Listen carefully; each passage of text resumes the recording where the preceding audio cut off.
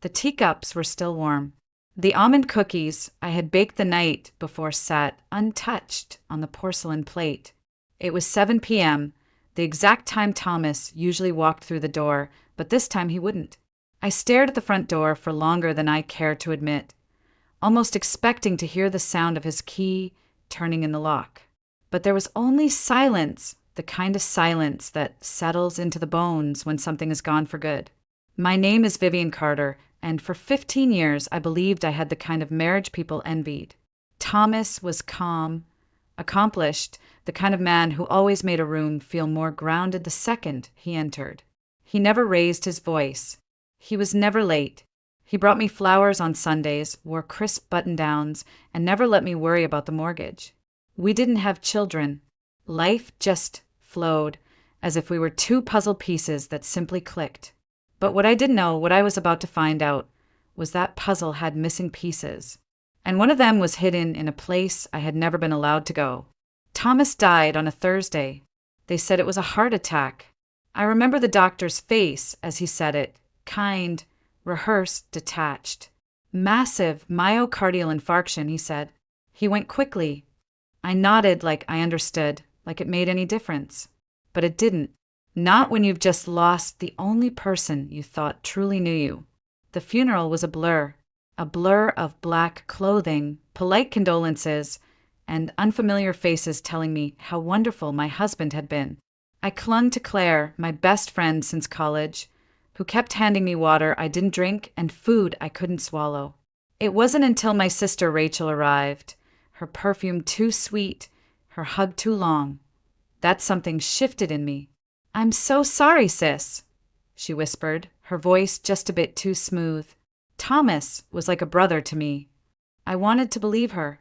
I really did. But something in the way she looked at me, it wasn't grief. Later that evening, as she poured herself a drink in my kitchen, she said, "Hey, I know it's not the time, but Thomas loaned me money. I was hoping to get that settled, now that you're taken care of." I stared at her. "What money?" I asked. She blinked, then smiled like I was being silly. "Oh, I guess he never told you." Something inside me twisted. That night I couldn't sleep. I kept walking through our house, touching the furniture like it could tell me something. The bookshelves, the polished floors, the framed wedding photo that suddenly felt like it belonged to strangers. That's when I saw them, Thomas's keys, still sitting on the hallway table. I picked them up and there it was. The key I was never allowed to use. The one shaped differently than the others. The key to his garage. I had asked about it once. Years ago. "There's nothing interesting in there," he said, smiling. "Just tools. Grease. You wouldn't like it." I didn't press. I never pressed. That was our marriage. Easy, comfortable, and full of quiet spaces I wasn't supposed to enter. But now I had nothing to lose. The next morning, I drove out to the garage. It was in the old industrial district, behind a row of crumbling buildings with rusted roofs and weeds curling through cracked asphalt. Not exactly the kind of place you'd expect a man like Thomas to keep anything. But he came here once a week, every Thursday. Like clockwork. I never questioned it. The metal door was heavier than I expected. The key turned with a reluctant groan, and for a moment I stood there, afraid of what I might find on the other side. It smelled like dust and oil. I reached for the light switch, and then I froze. It wasn't a garage. It wasn't tools or boxes or car parts. It was a shrine to a life I never knew existed. I took a slow step inside. The fluorescent lights flickered to life overhead, casting a pale glow over the strangest room I had ever seen. The walls were covered, completely covered, in photographs, news clippings, hand-drawn charts, and travel maps. On one wall, dozens of printed photos were pinned in neat rows like some sort of obsessive collage. And every single one of them had Thomas in it, but not the Thomas the first knew. In these pictures, he wasn't wearing his usual tailored suits or polished demeanor. He looked different, relaxed. Worn jeans, casual shirts, messy hair. His face was softer, his posture less guarded. And in almost every photo, he was standing beside a woman. The same woman, She was beautiful, younger than me by at least 10 years, with dark hair and sharp, intelligent eyes. They were close, too close, her hand on his arm, his face turned toward her with a smile I hadn't seen in years. In one photo, they were at the beach, another in a ski lodge, then one at a candlelit dinner. There were timestamps handwritten on the back of some of them, 7 years ago, 5, 3, one from just a few months ago. August 2024. That one stopped me cold, because on that day I was at home cooking his favorite meal, waiting for him to return from a client meeting. And now I was looking at a photograph of him sitting beside this woman and a man in his early 30s. The three of them were smiling, like a family. There was a name scribbled faintly on the back in Thomas's handwriting. Isabel and Logan. August 2024. My knees buckled. I reached for the metal desk in the center of the room to steady myself. That's when I saw the papers. Files stacked high. Bank transfers, corporate records, letters from overseas firms, tax documents that didn't match anything I knew about his business. And in one folder, a medical report. My eyes scanned the header. Crescent Heart Institute. It was dated less than 2 months ago. I found Thomas's full name printed at the top, followed by a diagnosis I could barely pronounce: ischemic heart disease. Stage 3, risk of cardiac arrest, high. He knew. He knew he was dying. He knew, and instead of talking to me, instead of preparing me, instead of even hinting at the truth, he spent his last days building some secret world with another woman, another life, another child? Because that's what the young man in the photo had to be. Their son. My stomach turned. 15 years. 15 years I stood by him. And now, the man I buried wasn't my husband. Not really. He was a stranger. A stranger who had looked me in the eye the night before he died, handed me a velvet box with a sapphire necklace inside, kissed my cheek, and told me, "You're the only one for me." I staggered back toward the door. I couldn't breathe. My chest felt tight, my mind spinning. What was I supposed to do with this? Who even was I now? A widow, yes. But of whom? That's when I heard it. Footsteps. Soft. Hesitant. Like someone didn't want to be heard. I turned around fast, heart slamming against my ribs. And standing in the open doorway was the young man from the photo. Same dark hair. Same sharp jawline. Same intense, unreadable eyes. His voice was calm when he spoke, but my pulse pounded in my ears too loudly to really absorb the words at first. "Vivian Carter," he asked. I didn't answer. "I thought you might come here." "I'm Logan Myers," he said, stepping inside slowly. "Thomas Carter was my father." And just like that, the floor disappeared beneath me. I don't remember what I said first. Maybe nothing. Maybe I just stood there, gripping the edge of the desk like it was the only solid thing left in the world. Logan stepped forward, calm but cautious, like he knew this was fragile territory. I stared at him, not just seeing him, but searching. There was no doubt. His eyes, they were Thomas's. Same intense gaze. Same silence that said more than words ever could. You're really his son." I finally managed to whisper. "Yes," Logan replied without hesitation. "And I'm sorry. I never wanted you to find out like this." "How long did you know about me?" I asked, my voice barely above a breath. "My whole life," he said with no trace of apology. He didn't tell me much, only that he was married, that you didn't know about me. He kept us very separate. My mother, Isabel, respected that. She never wanted to interfere. But after she passed away last year, things changed. Passed away. So now she was gone, too. Just like Thomas. I sat down in the dusty chair near the desk. My legs couldn't hold me up anymore. "Why are you here?" I asked. "Why today?" Logan reached into his backpack and pulled out a folded document yellowed at the edges. He held it out, and I hesitated before taking it. "It's a draft of a will," he said. "Unfinished. Unofficial. My father gave it to me 2 weeks before he died. He said the official one would go to you, but this was just in case. I unfolded the paper, and there it was, Thomas's handwriting, steady and familiar, looping across the page like it always had on birthday cards and dinner notes. It wasn't notarized, just scribbled lines dividing assets. Mention of Logan. A reference to a company I'd never heard of, Mercury South Holdings. And one more thing, access to remaining documents secured in office vault. Code linked to personal item gifted to V. I froze. Personal item. Gifted to me. The necklace.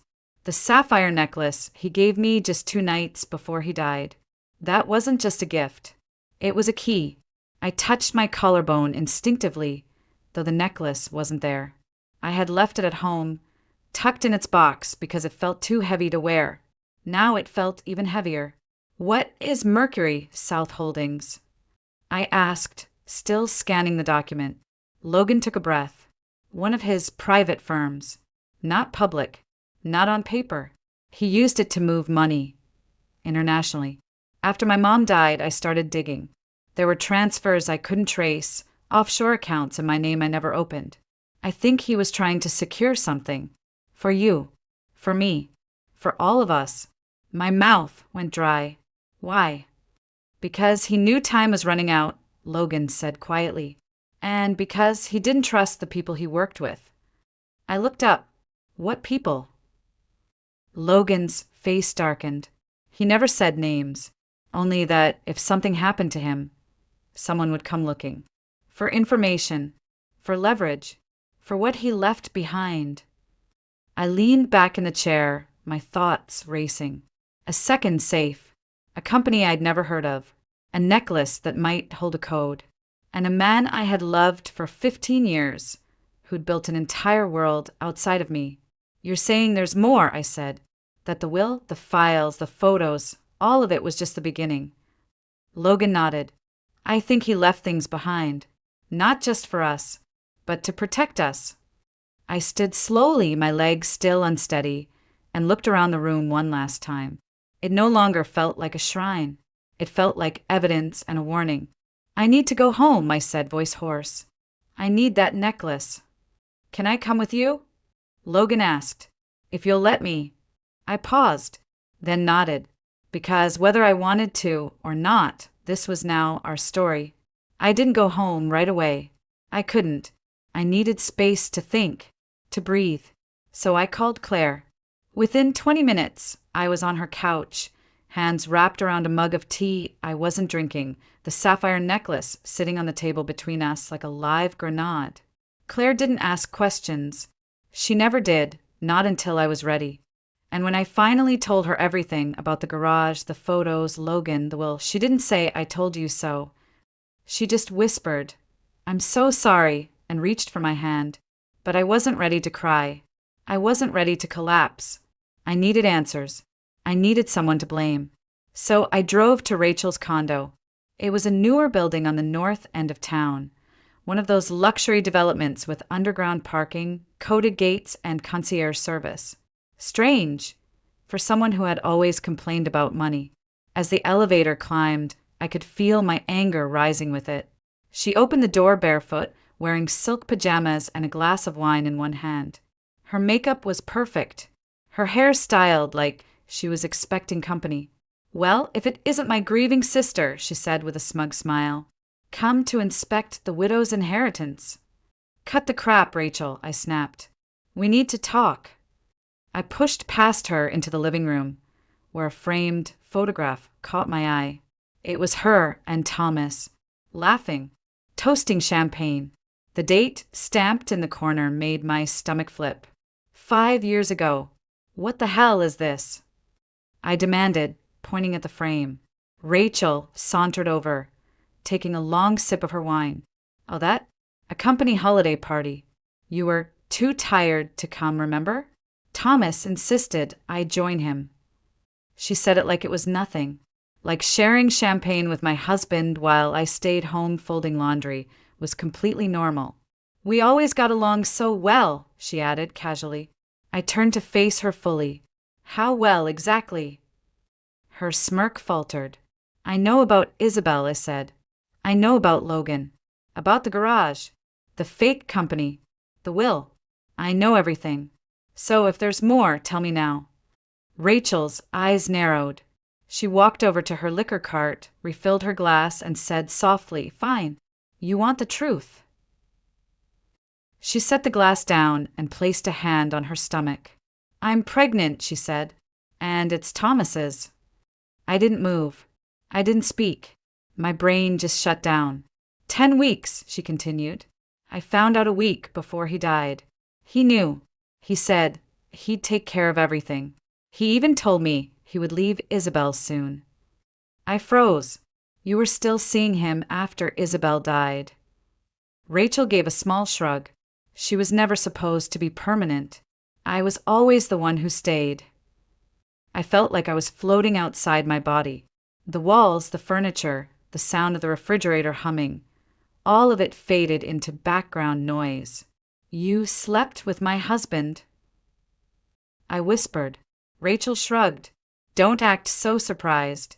You had your perfect little life, your perfect house, your perfect dinners at 7 o'clock. Meanwhile, I was struggling to pay rent, working dead-end jobs, listening to Mom compare us like I was some failed version of you. Then Thomas started showing up, offering help, listening." She looked up at me, eyes suddenly sharp. "You were his routine. I was his escape."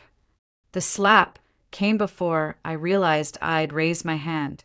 Rachel's head snapped to the side. Her wine glass shattered on the floor. She didn't cry. She didn't yell. She just smiled. "Now, there's the real Vivian," she said. "Not the prim, perfect wife. The woman who just found out she's been living a lie." I turned away, breathing hard, hands trembling. "Why didn't you tell me?" I asked, quieter now. "Because you never would have believed me," she said. "You always thought I was jealous. And maybe I was. But this wasn't about you. This was about me finally getting something for myself." I shook my head. "You didn't just take something. You stole everything." She walked closer, her expression suddenly unreadable. "Say what you want, but that baby growing inside me, he or she is your family, whether you like it or not." My throat tightened. I wanted to scream, to break things, to rewind time. But instead I said, "I'll honor what Thomas left in his will. Not for you, for the baby, because they didn't ask for this mess." Rachel blinked. Her voice softened for the first time. "You mean that?" "I don't know what I mean," I whispered. "But I know this. I need to leave." I walked toward the door, ignoring the glass crunching under my shoes. My fingers trembled as I grabbed the handle. "Behind me," she called out. "You think I'm the worst thing Thomas did." I didn't answer, because I wasn't sure anymore. I didn't go home that night. I couldn't bear to step into that house with its carefully arranged dinnerware and untouched bed. Instead, I returned to Claire's, clutching the sapphire necklace in my fist like it might burn a hole through my skin. She didn't ask where I'd been. She just opened the door, looked at my face, and said, "You need sleep." But I couldn't sleep, not when every room in my mind was crashing inward. The next morning, Logan picked me up in his car. "Claire came too," she insisted. "You're not going into your husband's secret vault without backup," she said, tossing her coat over her shoulder. Thomas's office was in a high-rise downtown. He'd always called it just a satellite space. When I asked somewhere to take private meetings, he'd said. I never once set foot inside. But Logan had a key card. "I'm listed as a co-owner," he said, scanning us through security. The receptionist barely glanced up. Thomas had built a life so compartmentalized, it never needed explaining. The elevator ride felt like years. At the 14th floor, Logan led us to a glass-walled office with cold, modern furniture and no trace of warmth. Not a single photo of me. No framed memories. Just sleek surfaces, gray walls, and a subtle scent of cologne I hadn't smelled before. "There!" Logan pointed to a large, abstract painting mounted behind the desk. "The safe's behind that." I reached into my bag and pulled out the necklace. My fingers found the small clasp. I twisted it counterclockwise. Click! A hidden compartment popped open on the back of the sapphire pendant. Inside, a thin metal plate no larger than a SIM card. Numbers were engraved along the edge. Logan took it carefully and slid it into the keypad on the safe. A low beep, then a soft whir. The door opened. Inside were stacks of documents, a sleek black flash drive, a small wooden box, and a single silver key attached to a tag that read, Bank Safe Deposit Federal Trust. Logan pulled out the documents. Contracts, transfers, financial statements. Some of these names, they're international banks. He wasn't just hiding money, he was moving it. Offshore. Fast. I picked up the flash drive, but didn't plug it in. Not yet. Then I opened the small wooden box. It was a ring, a simple gold band with a small diamond. My breath caught in my throat. It wasn't mine. Inside the band, an inscription, and always. Not V. Not me. N for Isabel. Jesus, Claire whispered beside me. Logan looked away, jaw tight. He bought her a ring, I said, my voice barely audible.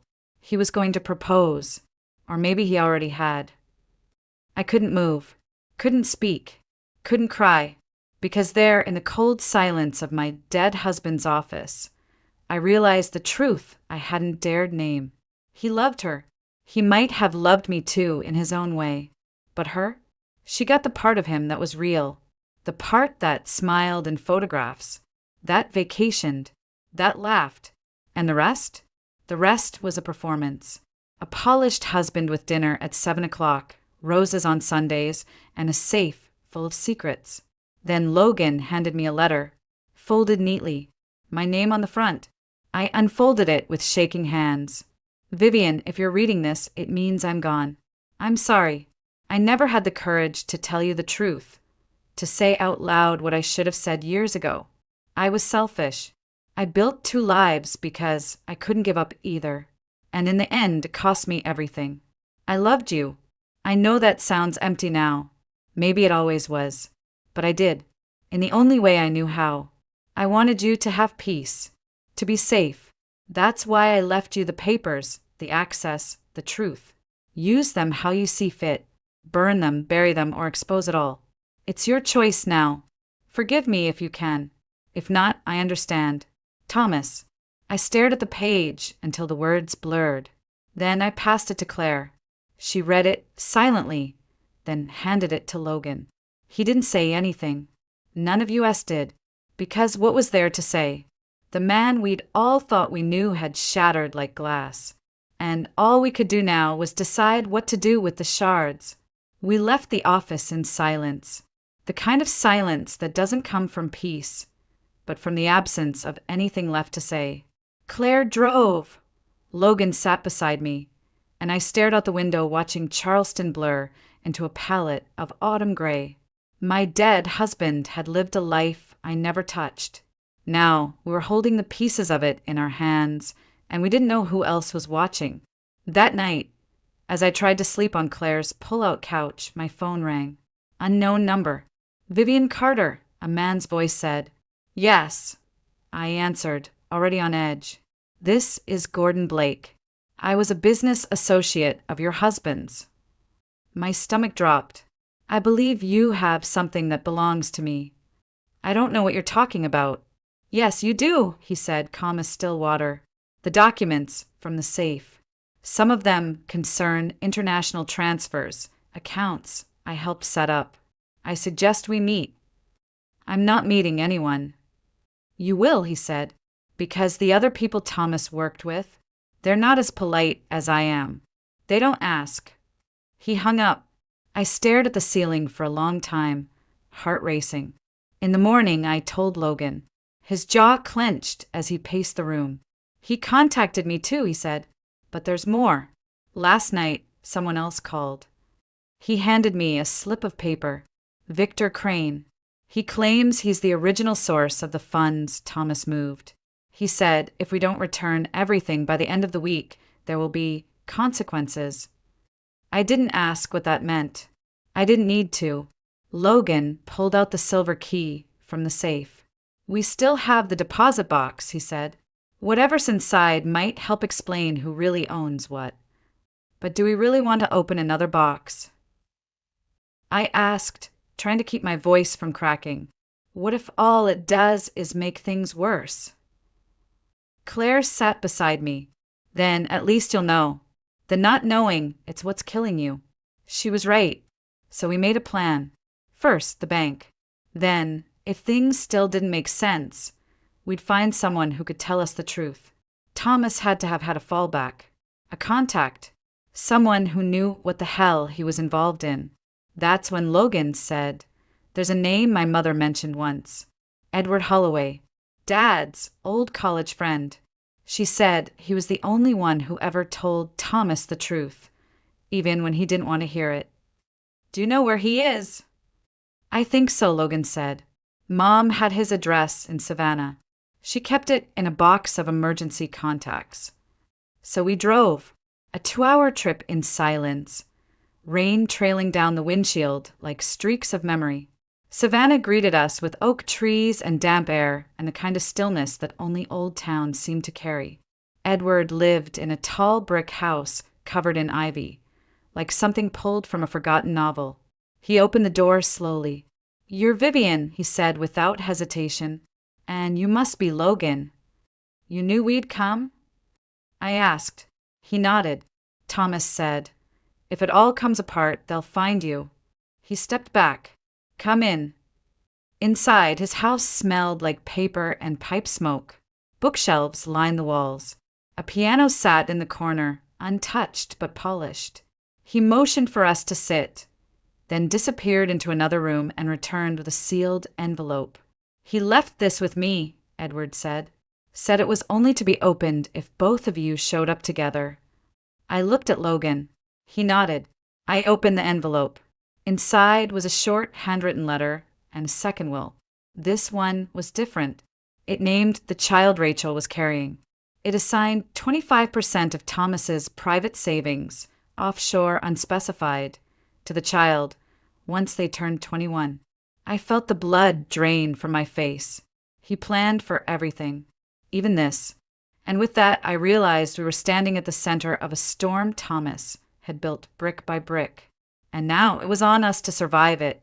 I stared at the will again, at the name, unborn child of Rachel Carter, 25%, to be held in trust until age 21. It wasn't the money that stunned me. It was the precision. Thomas had planned this, all of it. Even after death, he was still 3 steps ahead. Why would he name the baby but not Rachel? I asked Edward. "Because he trusted the child," Edward said gently, "not the mother." Logan shifted in his seat. "This changes everything. It means Rachel can't touch that money, not legally." I looked down at the second will again. "And if she tries?" Edward nodded toward the flash drive. "Then you use that. From what Thomas told me, it contains detailed records of every transfer, every partner, every crime they committed to build this thing. If they push you, you push back." Claire exhaled beside me. "You have leverage." For the first time since Thomas died, I didn't feel small. I didn't feel like the woman who'd been lied to, cheated on, and left with broken pieces. I felt like the only one left holding the blueprint, and that was power. Logan leaned forward. "Vivian, I think it's time we stop reacting. We need to make a move, before Gordon or Crane does." I nodded slowly. "We go to the bank." We drove back into Charleston before noon.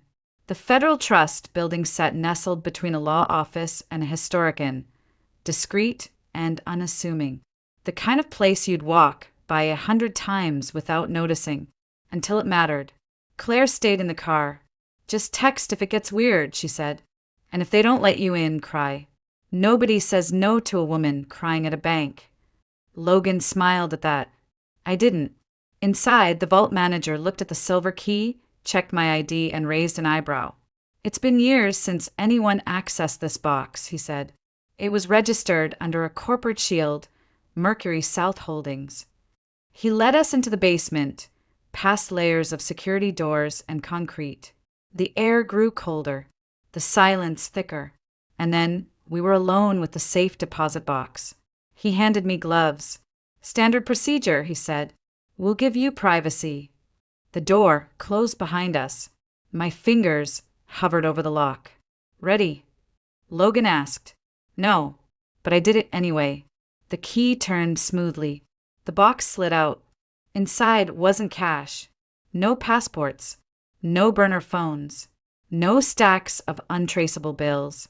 Just one manila folder and a photograph.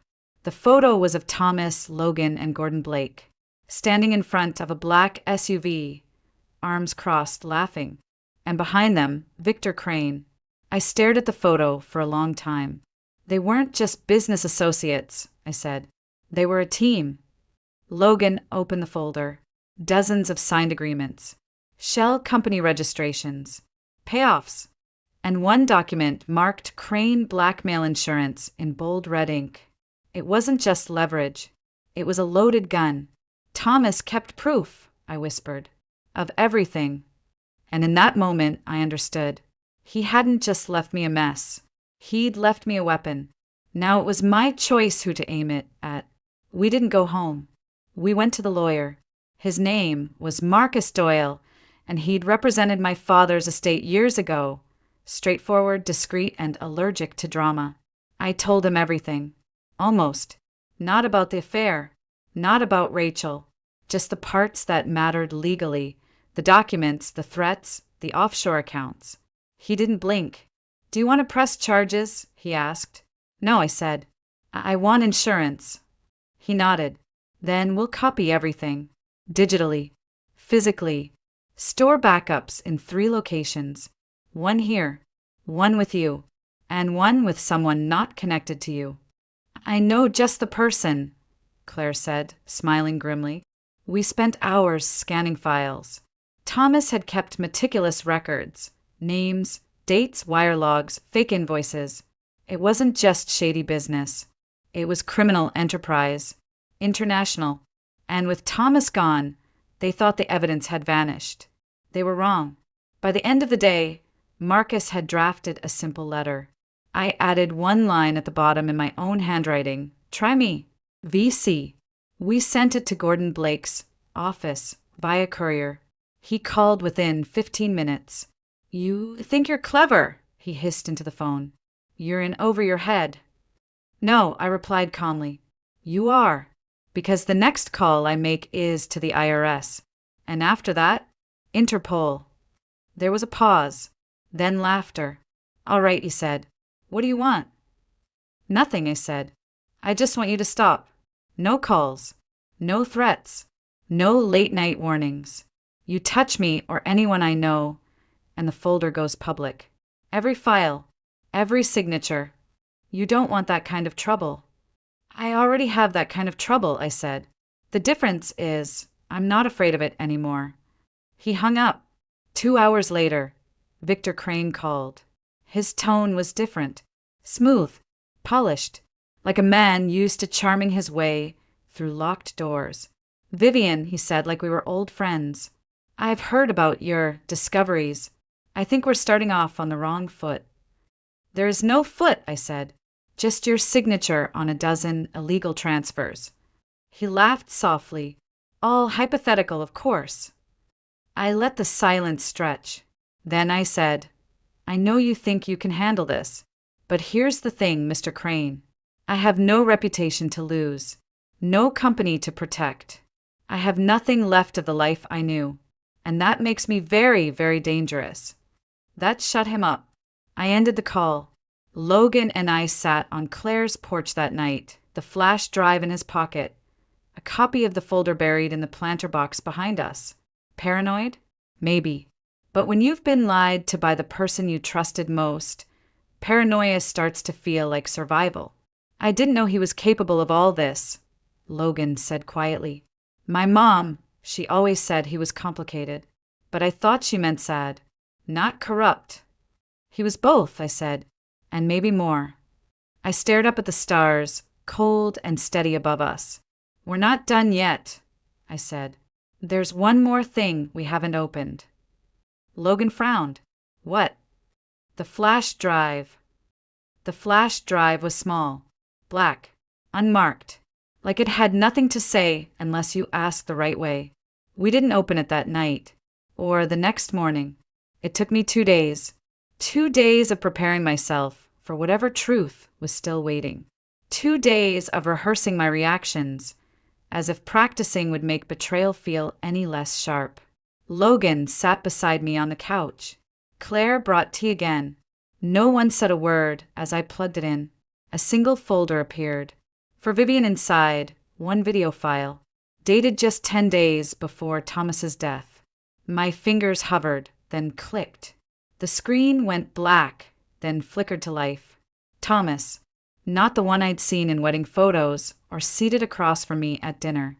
This Thomas looked hollow, eyes tired, shirt wrinkled, like he hadn't slept in weeks.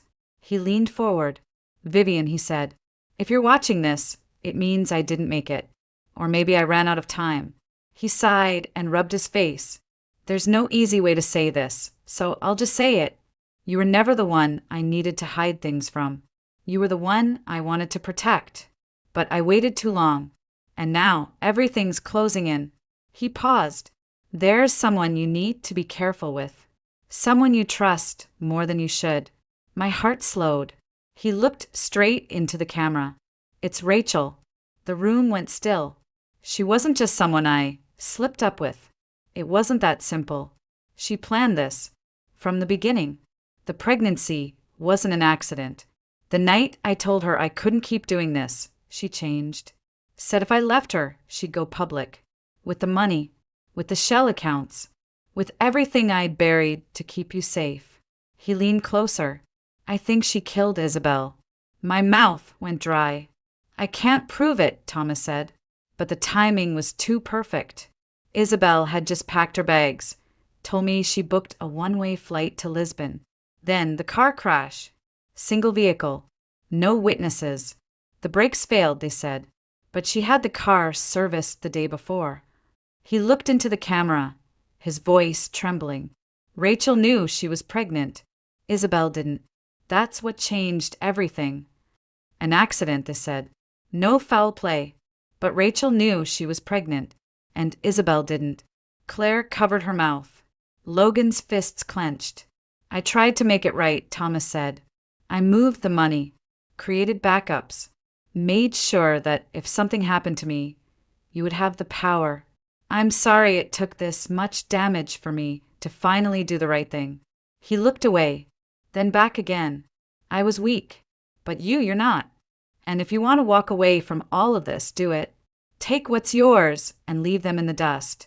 But if you decide to fight back, don't do it alone." The screen froze, then cut to black. I sat there, unmoving, for what felt like hours. He knew. He knew what Rachel was capable of. He knew what was coming. And still, he tried to control the narrative even in death. Maybe out of guilt, maybe out of fear. But now he'd handed me the truth. And it was time to decide what to do with it. Rachel didn't know I'd seen the video. Not when I invited her to brunch. Not when I hugged her at the door. Said how much I missed her, how we should talk like real sisters again. She smiled like a woman who thought she'd won. She wore a pale blue dress that hugged her belly just right. "He kicks when I drink orange juice," she said with a laugh, rubbing her hand over the bump. I smiled too, but my eyes didn't. We sat on the porch of Claire's house. Logan stayed inside. Claire poured sweet tea and left us alone. "I'm glad you reached out," Rachel said, folding her hands neatly on her lap. "I was worried you were angry." "Why would I be angry?" I asked softly. "Because my husband was sleeping with my sister? Or because he left you part of the inheritance?" Rachel blinked. That was the first crack. She shifted in her seat. "Vivian, this is hard for both of us." Thomas was confused, torn. "But he loved you." "No," I interrupted. "He didn't love me. He pitied me." Rachel flinched. I leaned forward. And he feared you. Her face stilled. I placed the flash drive between us. Rachel's lips parted, just slightly. I know about the accounts, the manipulation. I know he was planning to leave you. And I know about Isabel. She didn't blink, didn't move, just said, "You can't prove anything." "You're right," I replied. "But I don't have to." She frowned. I stood up. "Because I'm not going to court. I'm not going to press charges. I'm not going to fight for some half-baked justice system to fix this." I looked her straight in the eye. "I'm going to walk away and leave you here with everything you thought you wanted. The money, the child, the lies." Rachel stood up too. "You think that scares me?" "No," I said, "but it will." Then I turned and walked inside where Logan was waiting. Later that afternoon, I met with Marcus Doyle again, handed him the flash drive, a signed affidavit, and one instruction. "If anything happens to me, it goes to the press. All of it." Then I went home, to the house I once shared with Thomas. It was quiet now. Still, I walked through each room, touching the backs of chairs, the door frames, the cracks in the floorboard we never got around to fixing. I opened the closet, packed one suitcase, left the rest. When I reached the garage, I locked the door behind me. Not because I was hiding anything, but because I wasn't coming back. 1 week later, I boarded a flight to Colorado. Fresh air, new name on the lease, a tiny cottage near the mountains. No secrets, no safes, no more pretending. Just me, Vivian Carter, widow, survivor, not the woman who was lied to, but the one who turned silence into power.